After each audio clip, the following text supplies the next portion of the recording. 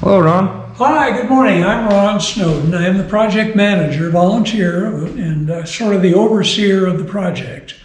We've finally gotten started here, and let me give you a quick tour of what we're doing.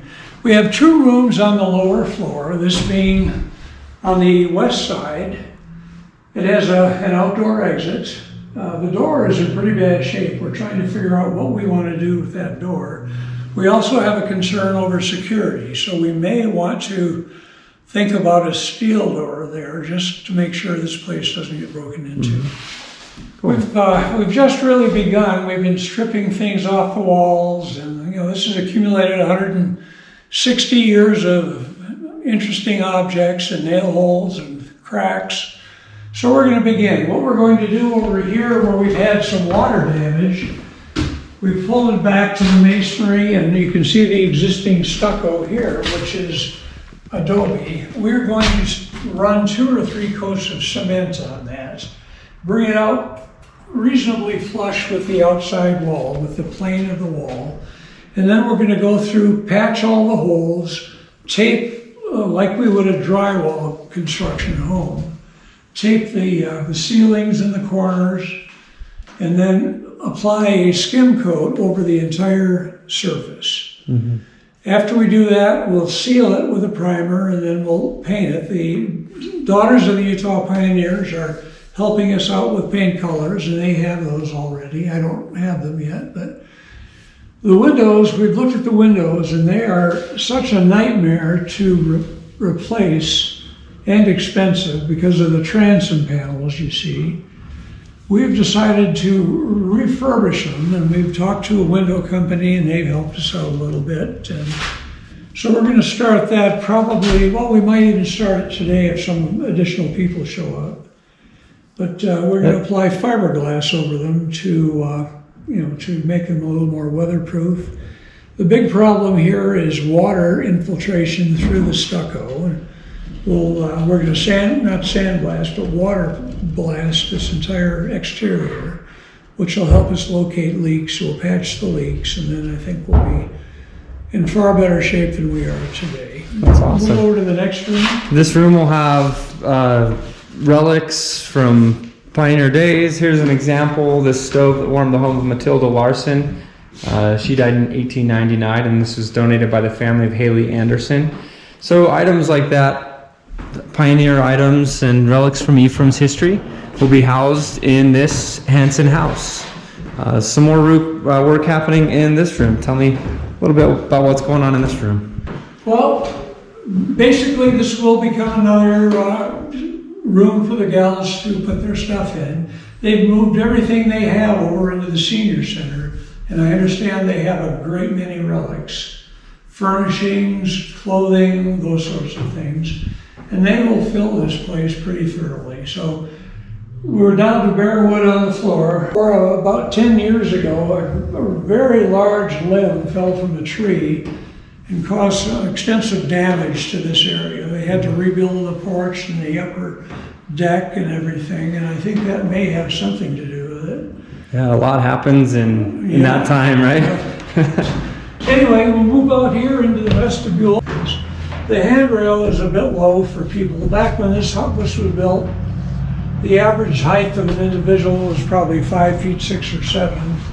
Now most people are close to 6 feet. So walking up here is a little tricky.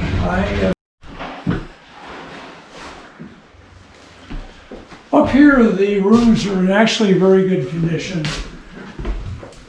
They were both bedrooms and probably remain that way. You can see the fancy millwork that was put in.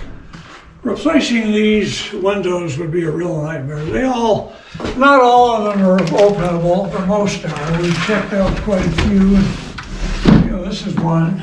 You can see the old turn side. I don't even remember these, so they're pretty old. That's how you lock them. Cool. Well, in the year this was built, this would have been quite a home. Absolutely.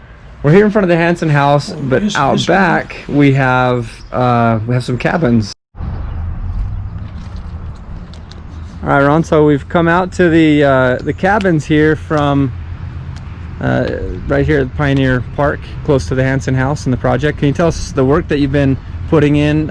You had volunteers of all ages, and Yes, we had a bunch of young kids, mostly girls, came over, and from my experience chinking, which is fairly extensive, the girls seem to do a better job, and the girls love it. They're all probably between 13 and 16. Yeah, members of the Youth City Council. Exactly. Wonderful. They did a wonderful job. They were fantastic girls. We had a great time with them. But anyway, the material in here, there was some that was adobe with probably horsehair or something in it. There was some sprayed foam. There was 2x4s. There was all sorts of things. So we took it all out. We put it back in. The bigger areas we reinforced with wire. This is cement and mortar like you would lay bricks with, but we added fiberglass fibers to it. And I believe that adds probably at least 5 to 10 years to the life of the product. I expect this to last probably 20 years before it gets to the point it needs some attention. That's awesome. Anyway, we had the Sons of the Utah Pioneers and the daughters came out, and it took us about a week to do. We had to do the insides as well.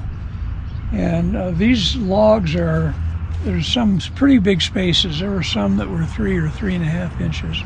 Took an awful lot of cement, but we got it done.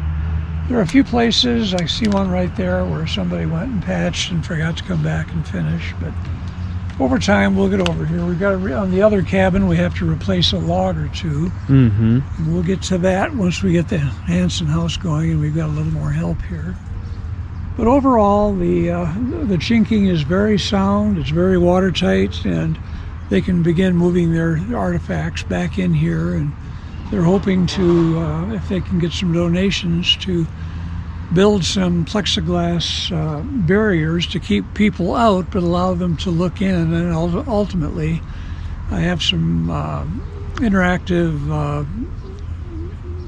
videos, and they're not videos, but audio to discuss the characteristics of each home. So they're really, they've got a lot planned for this area. Fantastic. Thank you so much. Thanks for your work. Beautiful spot. Come and check out Pioneer Park here in Ephraim City.